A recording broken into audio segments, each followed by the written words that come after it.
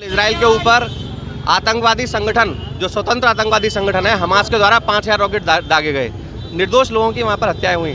फलस्तीनी चरमबंदी संगठन हमास ने शनिवार सुबह से इजराइल पर रॉकेट से भीषण हमला किया।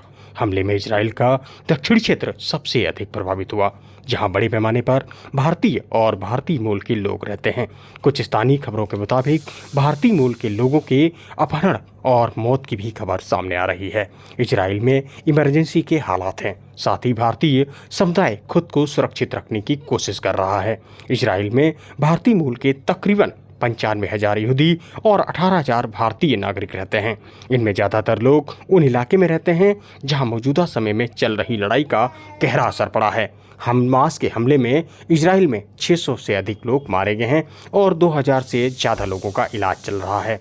इधर भारत में इजराइल के पक्ष में प्रदर्शन हो रहे हैं। सुनिए भारत के लोगों की क्या प्रतिक्रिया है। कल इजराइल के ऊपर आतंकवादी संगठन जो स्वतंत्र आतंकवादी संगठन है हमास के द्वारा 5000 रॉकेट दागे गए। निर्दोष लोगों की वहां पर हत्याएं हुई।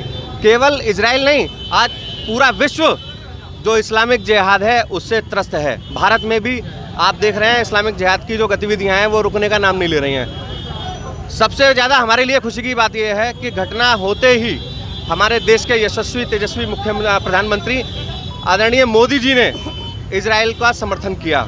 ये भारत के लिए गौरव की बात है और हम मोदी जी के आह्वान पर इजराइल का समर्थन करने आज सड़कों पर उतरे हैं।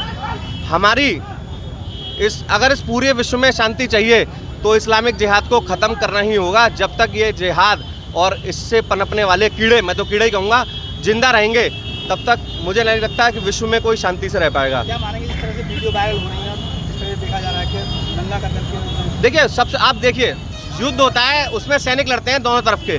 सैनिक का भी अपना एक सम्मान होता है। आप उसको गोली मार दीजिए, बम से उड़ा दीजिए, ठीक है। भारत में भी कन्हैयालाल की, लेकिन आप देखिए इनका एक ही पैटर्न है। जैसे भारत में इन्होंने राजस्थान में कन्हैयालाल की गर्दन काटी, सेम ऐसे ही इजराइल में उस महिला सैनिक की गर्दन काटी, जो मेरे हिसाब से मानवता को तार तार करने वाली बात है। आज पूरा विश्व जहां कहता है कि लेडीज फर्स्ट, और उस पूरे विश्व को कहने के बाद ऐसी घटनाएं होती हैं। मुझे ऐसा लगता है पूरे विश्व को इस समय इजराइल का साथ देने की आवश्यकता है और ये जो आतंकवाद का कीड़ा है बिल्कुल जड़ से खत्म कर देना चाहिए।